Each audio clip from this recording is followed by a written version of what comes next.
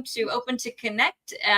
I always struggle to call it broadcast or podcast or whatever we're doing here, but this is where we just talk about people's stories, and particularly networking and job searching. And I love to hear even layoff stories. So that's what we're doing here.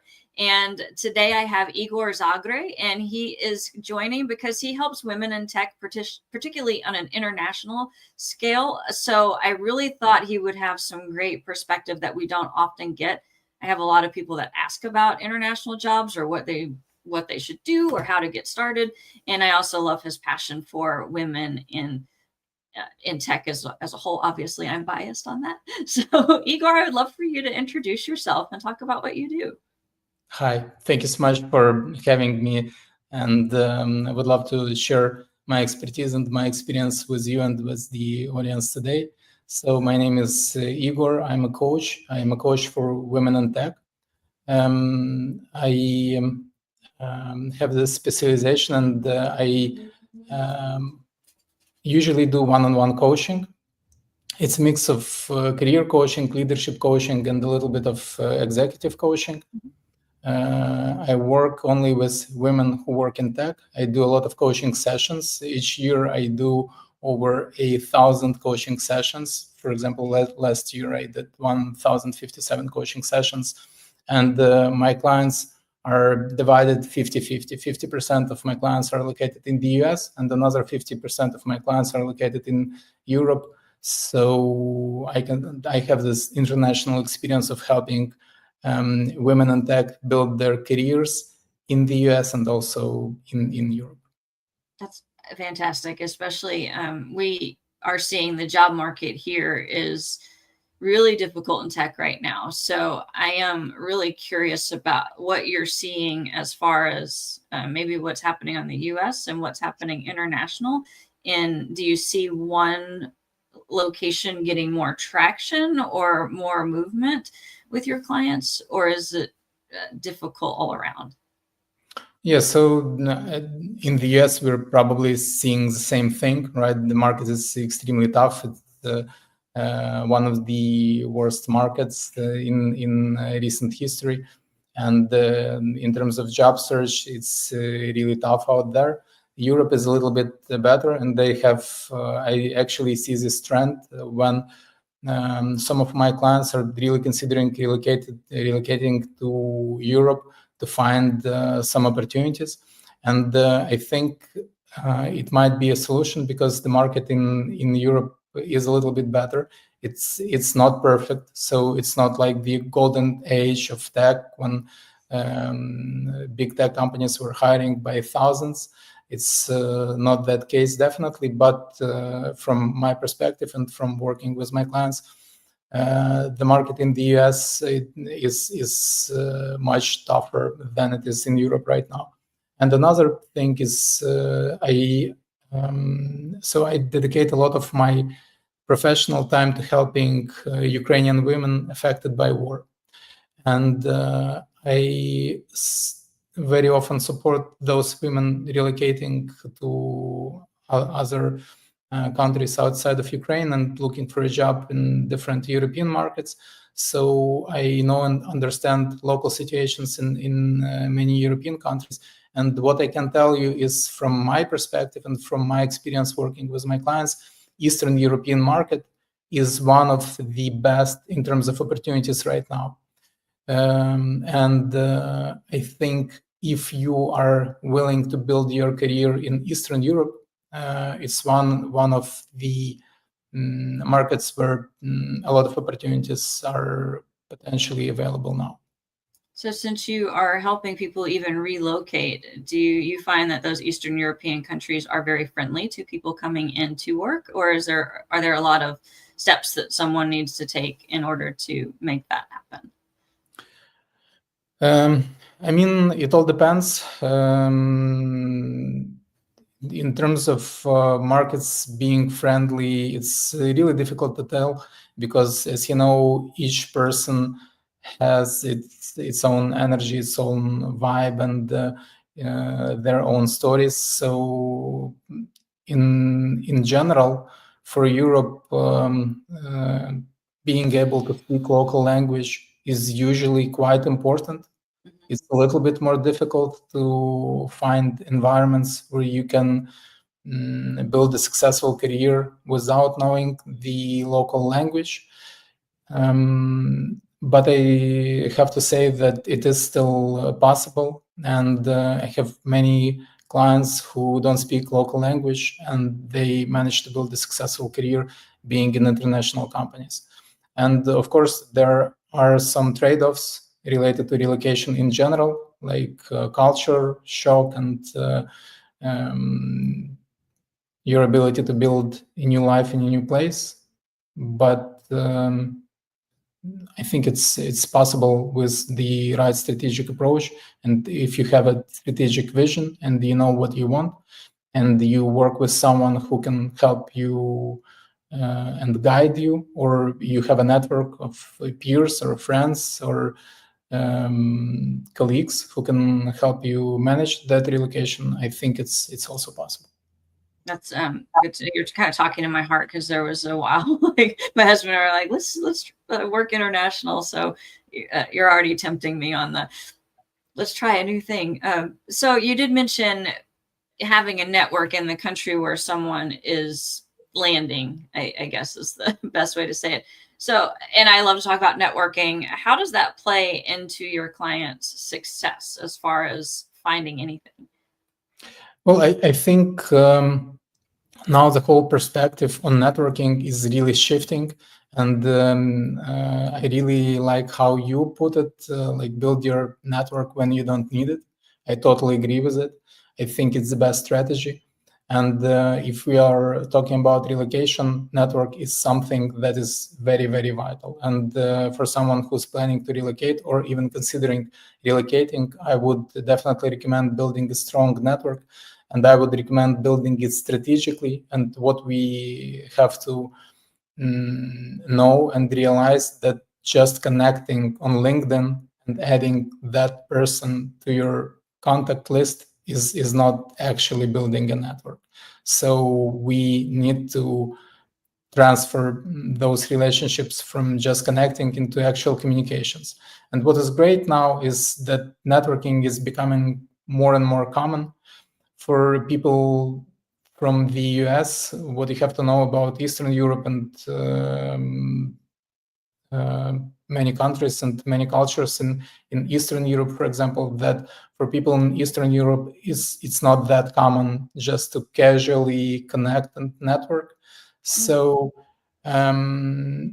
we will get there, but it takes some time to build that relationship. But on the other side, once you build that relationship, it can be quite strong because people actually value it.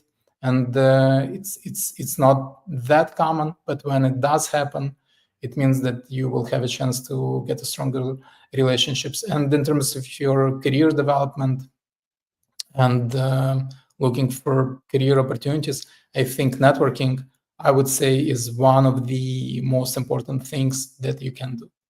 Do you have any advice or steps you might because one of the things that you said resonated a lot. We used to host exchange students, and sometimes they'd say, Americans are just so chatty. Like they just talk to anybody. And so I imagine you have clients who are in this world of, okay, I want to connect with somebody, but we don't do small talk as much. Do you find that? And then what would you advise someone who's kind of in that fear zone of, I don't know how to reach out to, I don't know how to build the relationship past sending the connection request. That's not just an international thing for sure. I get people that struggle in that area all the time. So I'd love to hear your perspective. It's a great question. And, it's interesting that sometimes people think that there is some secret or some specific approach to doing it. And we talked with you a little bit about it before going into this live, and we discussed that there is no specific secret formula. You just have to be yourself and keep it simple. I will tell you a little story from my past. So my first job in corporate world was business development, and I started it when I was really, really young. I was around 25 years old. And I had to do business development with people all around the world, and it was mostly CEOs and founders of big financial corporations, and their average age was like 50, and I was 25. So someone who's 40 was considered a very, very young person in that environment. And my job was basically to build connections with those very senior people, trying to sell them our financial services and get into partnerships. So I was trying to do it, and I was like really struggling because it was my first serious job, and those people were very senior and they had this vibe of being almost unapproachable. And there was one guy who was a little bit older than me, so I was around 25 and he was around 30, and he was really, really successful in it. He was I had an impression that he knew everyone, and at every conference I saw him and I saw how successful he was. So at some point when I was feeling really miserable and I was tired of trying to approach those people but not actually succeeding, I approached that person and I asked him, like, how do you do it?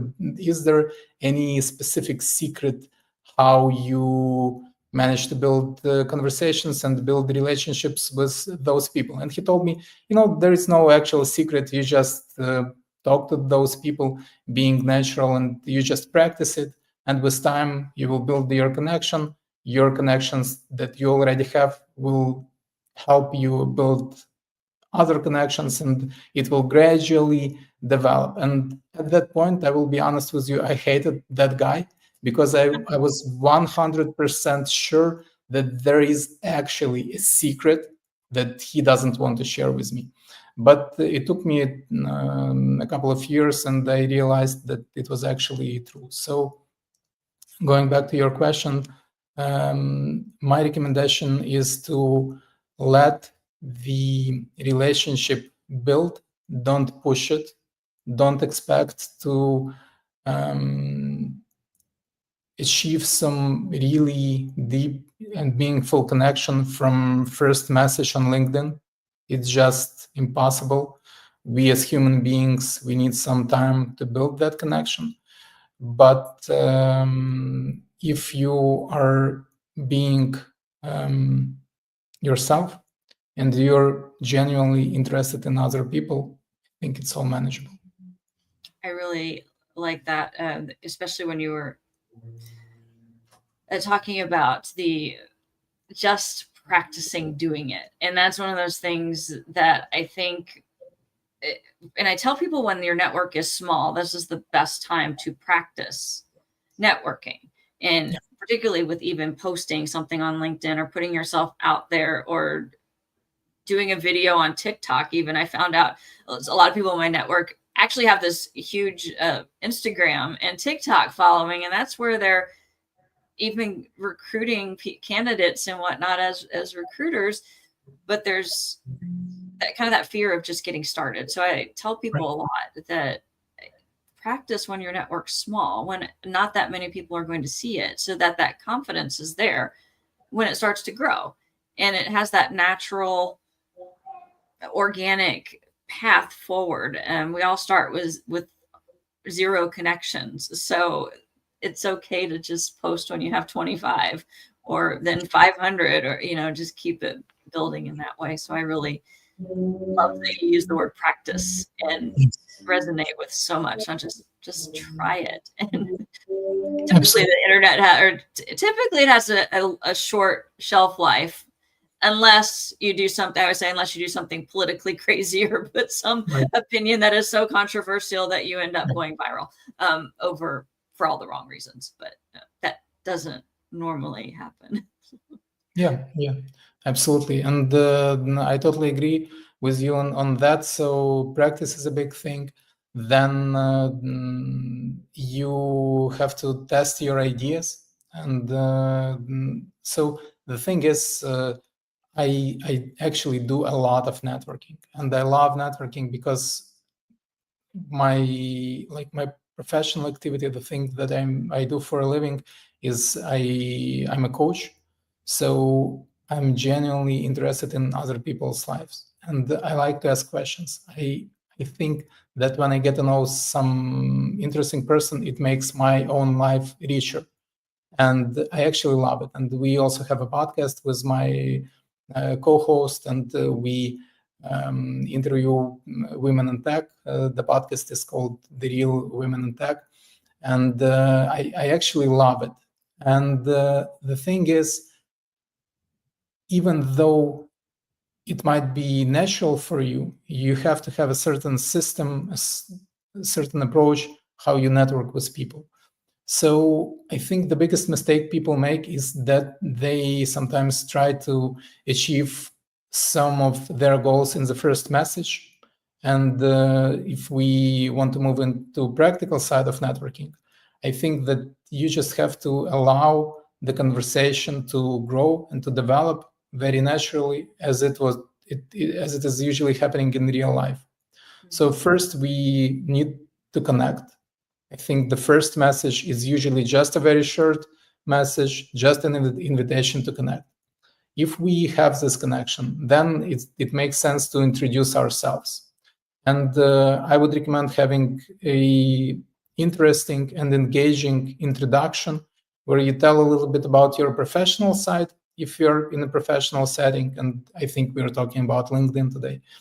And then I would recommend adding some interesting personal detail that not too personal to feel awkward, but personal enough to show that you're a real life human being. And then you invite that person into a conversation. For example, if you want to know a little bit more about me or about my projects, we can, I would love to share with you a little bit more. And what you will find that some people will actually ask you questions because they will find what you do is interesting. And some people won't ask you any other questions. And I think if we talk about networking on LinkedIn, one of the important things is to transfer the conversation from LinkedIn into, I love transferring it into some type of coffee chats or some short calls just to get this personal connection. I usually do like 15, 20-minute calls just to network with people. And I actually learned so much from those short calls, and I have so many, you can't even imagine how my life changed from those short 20-minute calls. I met great people. Actually, this was how we met with you, right? I was just thinking about that. Like, this is literally how we met. Yeah. And if anybody's curious, it was basically before I even did a first episode of this podcast, I saw he was a podcaster. So I reached out and I was like, oh, I'm trying to build a network of fellow podcasters. And then you did exactly what you talked about. So, can we meet for 15 minutes? And then I think we went for an hour or something. It was a really long time after because we just resonated so much with each other's message on networking before you need it, and then reaching out on LinkedIn and how important I say LinkedIn a lot because that's where I cut my teeth on networking, but there are so many other ways I find people through Facebook groups and now Instagram and TikTok. I'm finding it's like people live all over the place. So you can find that platform where you're the most comfortable and start doing exactly what you talked about, is find that professional connection is great first, but then don't forget the human side, right? Is we all have our hobbies and our quirks and things like that. So it's okay to share some of that. And often better relationships can come from having that side thing in common, like us with podcasting, than even, I do this in my day job, product management. Let's talk about product management. I can speak from before I was laid off. I was almost tired of talking about product management because I did it all day long. So I enjoyed the connections that were something else also. Yeah, totally. And another thing that I find really important is to be really interested in that other person. So I think that natural human interest in other people is something that can help you have a little bit more relaxed conversation, because not necessarily you're trying to get something out of that relationship.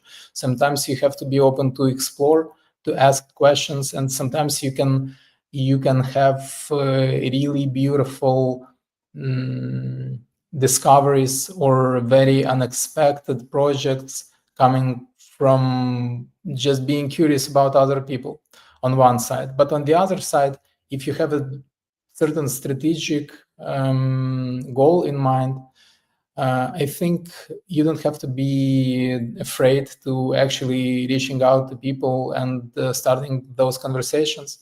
And I think the scariest thing is for people why they hesitate networking is that they are afraid of being rejected.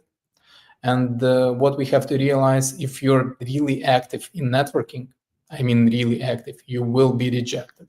Like you will be rejected. It's just part of the game.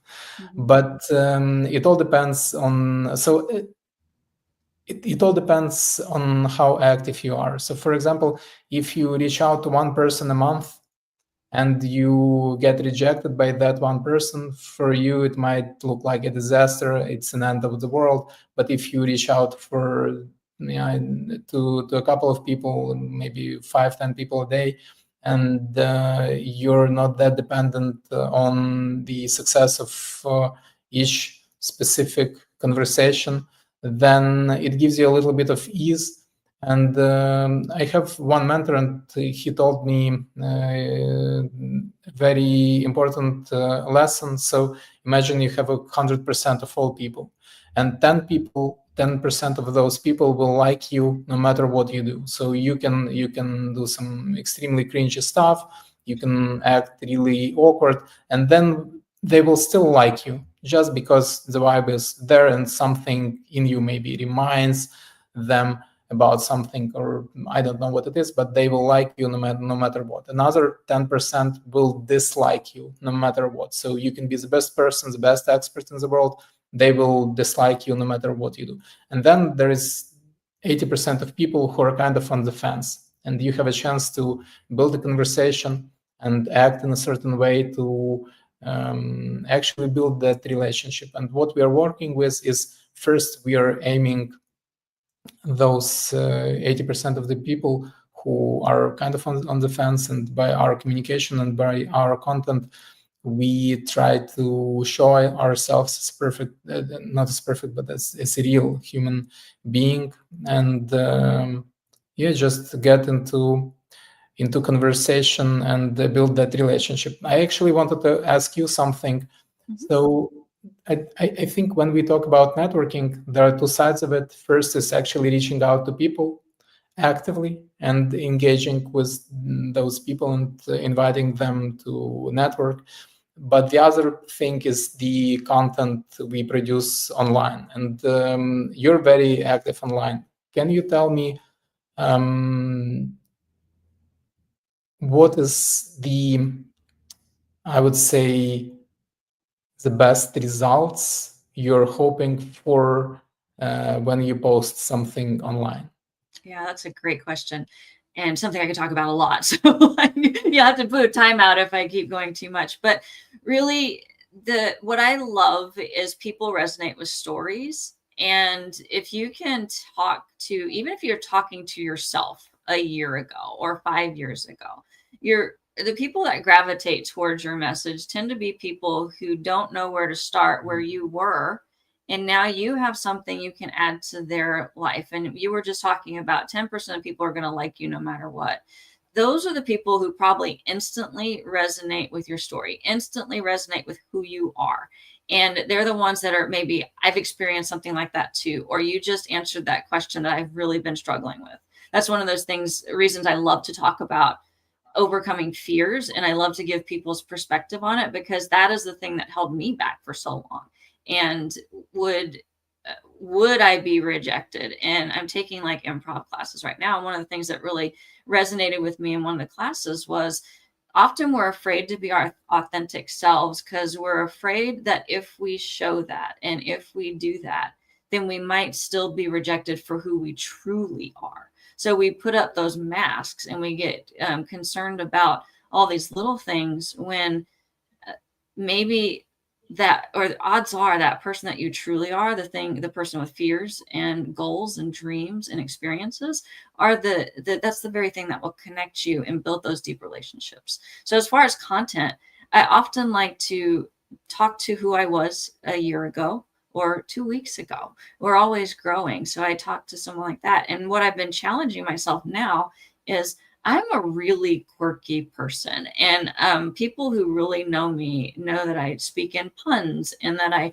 try crazy things, and sometimes they work out. And I might wake up and be like, I'm going to start gardening today, and then I don't know what I'm doing, but I'm putting seeds in the ground, and we'll see what happens.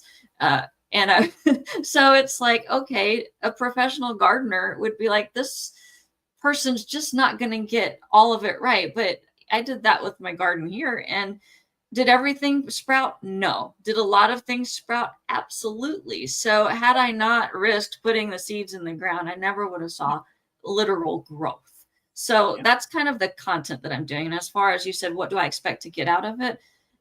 For a while, I was chasing metrics, like, the number of people that see my thing, then that's how I know I did good.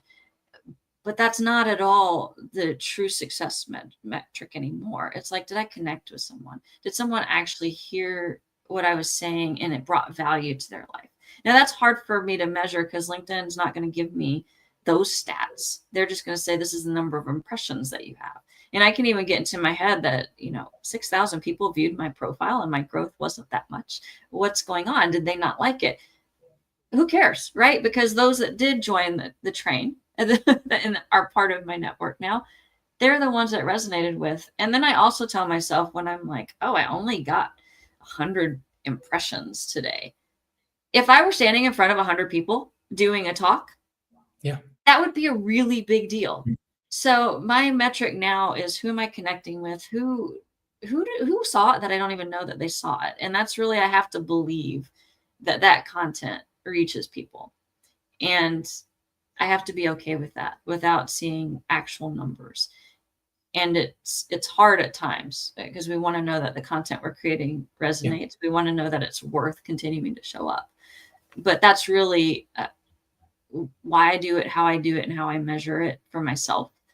And try to, if I could advise anybody brand new to content creation, it really would be, don't set up this expectation that's going to destroy your confidence because you're saying, that didn't go viral, but it was funny, but it was clever. It was great content. Why didn't it go viral? It might've gone viral to somebody's heart and changed them because of that. And you may not ever know, but you can, sometimes people will reach out and tell you, you made a difference to me today. And like I said, I could go on this one topic alone because it means a lot. And I guess as a content creator, talking to people who may never have done that, interact with people's posts, or truly just ask a question, be curious, like you talked about. I think curiosity in other people goes so far. And often I don't have to reach out to people in networking anymore just because I'm asking questions on their posts. They want me. They're like, hey, they're interested in me. I think statistically we feel like that we like a person more if they ask us more questions. So be curious, and it's okay to be awkward. People that know me know that I can be brilliant in a room, or I can be the most socially awkward person ever, and I can't let those awkward moments define how I go forward. So it's kind of throw it out there and forget it. Another improv lesson that I've had. If it goes poorly, crumple it up, try again, and next time will probably be better. So totally agree with you, and I think it's a beautiful answer. And I wanted to double click on fears. You mentioned that fears play a big part in our ability to network with other people, and because you're an expert in networking, you help people build their networks. And you helped a lot of people succeed in networking. Based on your experience, what are the most common fears you see in people you work with that are attached to networking, especially for someone who is not really active with networking, but now she realizes that maybe she should be a little bit more active, but she feels that inner resistance to send out that, first maybe connection request to someone that she doesn't really know in real life. What are the most common fears you see in people you work with related to networking? Yeah, most people, actually, I did a poll on this on LinkedIn because I was really curious. And most people don't post because they're afraid of posting. And the second thing that really resonated and it stuck with me was they don't think they have value to add to someone's life. And often the things that we're strongest in, our superpowers, are things that are really hard for someone else, but they come so easy for us. And we discount it because it's easy often. And it's like, oh, well, why are they paying me this much to do that? I used to think that sometimes at work, where I'm like, but this is just doing this thing. Well, it was because I'm really good at that thing and other people aren't good at that thing. And that's why we get paid to do it. So I would tell people to, first of all, kind of self-evaluate what are those things that come easy, because those are probably your strengths. And once you can recognize your own strengths and say, I deserve to be in the room. And women in tech particularly, there's a whole book called How Women Rise. And I would recommend people reading that because it talks about the common mistakes women particularly make in tech. And one of them is not believing we deserve a seat at the table. So if you're bringing that into your messaging, like, I don't know if I deserve to be here, it's going to resonate, it's going to show. But if you can bring it in, this acknowledge your strengths and say, wow, I can add value to this person's life because they get to know me, they understand what I'm about. And bringing that in just allows, I even say smile when you're sending a connection request. And they don't know that you're smiling, but your soul knows that you're smiling. And if you can find somebody that maybe they said something, I said I like to speak in puns sometimes and drive my friends crazy with it. But sometimes I'll just see somebody's post and I think it's hilarious. And I will just reach out and say, that post made me laugh. I need to laugh in my day, throughout my day. I would love to connect with you. And then also putting some magic words in there. I would love to connect with you to support your content. People want to know that they're not shouting into a void. So telling them, I want to be there for you. It's not saying I need these things from you. It's saying we're collaborating together. So remind yourself that you're not trying to ask somebody for something. Even if you're desperate in a job search, send the goal is to connect. And if you don't lead with desperation, lead with that, I want to connect. I want a connection at the end of the day. And think about what connection really means. It's usually not somebody, if you go to a conference, that you may have a very dynamic person where a message resonates with you, but do you feel like you connected to that person? No, it's probably the conversation you had at the food table later when you started saying, oh, well, what did that talk mean to you? And then you're meeting somebody, that's your connection. And that's your reason for being at that conference, was that person. So kind of get out of your own head. Our brains are designed to keep us alive. So of course it's going to be like, that's scary. You don't know who that person is. You can't see their hands. They could have a weapon behind their back, blah, blah, blah. It's like, that's literally what our brains do to us to try and keep us alive. So when I get those signals, especially you said women who think they should be networking and don't, that is literally the thing that is the signal in their brain that you should be networking. Latch onto that and lean into that, and not the what ifs. Our brains love to manufacture what ifs, but we listen to the what if negatives when we could also, well, what if they laugh at me? What if it becomes my best friend? What if they never speak to me and they never look at my job application? All those things. Well, what if they do? What if you're actually talking to your future manager? All of those things are worth leaning into, and why I advocate so much to just do the thing, and be scared and do it anyway. Eventually the fear goes away. Like the first time I did one of these live broadcasts, I was truly so nervous. And hitting live was the scariest thing I did. But now I don't show up as early because I have confidence that, hey, we're going to push live. It's going to be fine. And it's all, I was scared to do it. And that was almost the signal of, you need to do it. You need to do it to prove to your brain that you're going to be okay. So see how you hit my passion topics, and then you, I end up yammering for a long time, but yes, there's my perspective.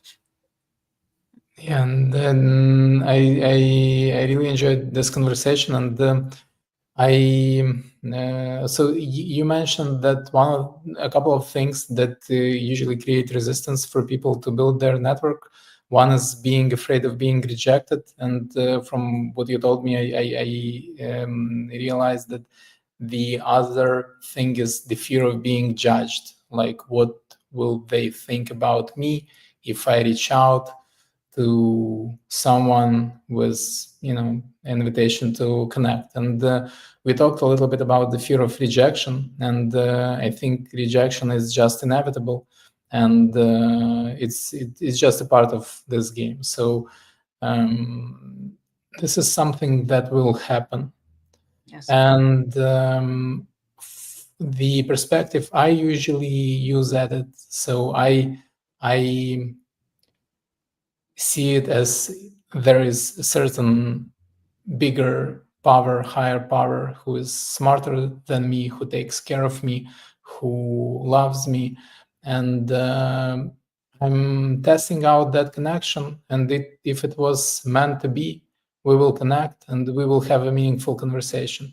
If somebody will reject that connection request, it means that, maybe it's not the best time for me to have this conversation. Maybe something is protecting me from something. But on the other hand, and I know that you will agree with me on that, we had so many things, beautiful things, coming from unexpected connections, that a couple of rejections will not stop me from being actively networking and connecting with other people, because I know that we can create something beautiful together, and we can help many people. Not necessarily it's only about landing a job. It can be some unexpected project. You never know what might happen.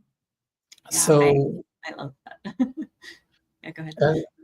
I want to double click on. I wanted to double click on the fear of judgment. Can you tell a little bit about how you usually help people overcome that fear of being judged by other people, and what do you tell yourself when, or maybe told yourself in your early days of networking, when you had those thoughts of being judged, being perceived as someone that Actually have teenage kids, and it's so prevalent in the teenage mind that everybody's looking at me and everybody's judging me. And I remember that so keenly. Yeah, gosh, even until really it was when I landed the role after a career gap, where I had teased at bravery before, but it was really when I got into kind of that professional world where I had so much imposter syndrome, straight up, of I don't belong here.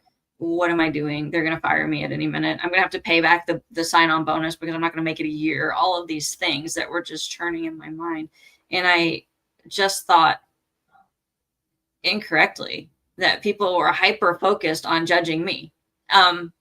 Well, no, we're in our own brains all day long. But if you think about just walking through a mall or shopping store, anything like that, and you might look up and you see someone and maybe they have blue hair, and you're like, okay, they have blue hair. And often it's like, would I make that choice? And then we turn it right back to us. Well, I don't know if I'd wear blue hair, but then we kind of put it in our own filter. So we saw a person, we judge them. The reality is we're going to be judged all the time. But it's usually just a flicker of a moment, right? The person who doesn't answer your LinkedIn request, who knows why? I joke sometimes that when I had a bad day at work, I'd go look at jobs on LinkedIn just to remind myself that I have a great job. Often like, oh yeah, I got the great salary, all these things. But you don't know why that person's even on LinkedIn. It could be that they're having the worst day ever and they're like, I need to get on here and look for a new job. That may not be the day you want to try and have a conversation with them anyway. They could be just overworked and stressed, or they could be having the best day ever, but they only have 10 minutes and their inbox might be full. And Right. they have to prioritize. Okay, this person I know reached out to me. I don't know who this person is. Here's somebody with an immediate ask, like, here, can you review my resume? Okay, I can't do that one because that's going to take more than my 10 minutes. Often what's happening has nothing to do with you. And I kind of have to acknowledge that I'm going to be judged for something in life. And it doesn't mean it's a bad judgment. Judgment goes both ways. Some people judge us and like, I love blue hair. That's great. I want to do that next week. So it's like, we're going to be judged nonstop. Sometimes it's going to be great. Sometimes it's not going to be great. Most of the time, we're not going to actually know about what they thought unless they literally hate blue hair and come up and tell us, right? And then it's kind of like, well, you're not, I don't want you in my network anyway. You're a little, you don't have social skills. So, it's just do it anyway, except that people are going to form opinions. It doesn't mean they're going to be bad opinions. Often the people that are your 10% that would follow you no matter what, you don't even know that that they put you in that bucket until later. And then all of a sudden it's like, oh, you want to work with me coaching or be on this podcast or any of those things. And it's like, I'm so honored you would ask. And then it always takes me aback because I tend to assume they're not going to be that 10%, but then there are. And that's when magic sort of happens. So risk the judgment or the rejection in favor of the outcome that really, really matters. And it's worth trying and failing. At least you don't have to. There's another category of what ifs, the what if I had done this thing. And that's where regret is born, right? So it's like, even when I was starting this or deciding that I want to really work on my side business instead of immediately jump into a job search, I was like, I have to know what the what if answer is. What if I did that and it was successful versus, well, what if I fail at it? And I've had failed businesses. So it's like, well, what if this is just another one? What if this is just a phase? All of those things. But what if it's the thing that turns my life around in a positive career way? I need to know that answer. So sometimes just approaching working with, what if I reach out to that person and they become my next hiring manager? I want to know where that story goes. So sometimes just loving the potential outcome of a story is enough to get me to try the thing. So yeah, it's kind of my favorite. Learning to face fears is really becoming a favorite pastime of mine. Because it's worth it when you don't, when nothing catastrophic happens and you just keep going. You keep doing the thing another day. So, yeah. I do know we're getting close to time. Is there anything you wanted to share before we wrap up this conversation? Yeah, so there is actually one practical thing I wanted to share with people listening. So we started off this conversation with talking a little bit about other markets and potentially exploring European markets. And if you're looking for some very practical advice, almost like step-by-step plan, what's the best thing to do to explore opportunities outside your specific country? And if you want to look at some other markets, there is a very specific plan that I usually follow with my clients. So it all starts with identifying your perfect next role. And to do it, you can look closely at your experience and you can research the local market that you're potentially interested in to identify that perfect next role. And I suggest always aiming for one role higher than, at least one step higher than the role you're currently at. So be ambitious about it, aim for something bigger and see what's the best fit for you. And once you identify that next potential role, that next best career opportunity for you, I really recommend diving into requirements and expectations from a perfect candidate who is applying for that role. And you can use many online tools and online opportunities we have today to analyze those markets, even if you've never been to that market or to that specific country. And then you identify the specific requirements for that role, and you try to really reverse engineering what is the best opportunity for you in that market. And then you try to position yourself as someone who's a perfect candidate based on those requirements. You try to position yourself as a perfect candidate for that specific role. And also in parallel, you have to analyze at least a couple of companies that might be the best fit for you, and then look for who might be potentially your next hiring manager. And then this is where networking comes in. So you can try to build an actual conversation with those people, trying to learn a little bit more about that market, trying to learn a little bit about that role. What I also really recommend using is mentorship platforms that are very available in today's world. You can find a lot of free resources. I usually recommend my clients using adplist.org. It's adplist.org. It has over 30,000 mentors on that platform from different countries. So for example, let's say you're looking for a product management role in Germany or in Italy. You can go on that platform. You can sign up for a couple of coaching mentorship sessions with product managers in the companies you are interested in. You can ask them really practical questions that will help you evaluate how ready you are for that transition on one side. But on the other side, again, it's a networking call. It's an opportunity to build a connection with those people. So I think doing your research and doing a little bit of analysis of your next opportunity will definitely help you get there. And we are living in a very interconnected world where those transitions are possible. So this is my message. Yes, there. And just because I do a mentorship call on Fridays, I should plug in that too, because it is a free resource, always will be, but it's Fridays at 10:30 a.m. Pacific time. And the link is aka.ms/mentorship live. So please, anybody who wants to join for that, we do talk job search an awful lot. And yes, thank you for that resource. I'm going to ask it for you in Messenger, so I make sure I get the link right, and then we'll put it in the comments to wherever these videos are streamed. So I have multiple platforms that is going to, so I'll make sure that each of those gets the link. I want to look at it too, because it sounds like a great opportunity to meet people, and I think that that's what so many people struggle with is how do you find the helpers that want to be there? So finding free mentorship resources is fantastic. So yes, thank you for being here today. And I appreciate you taking the time.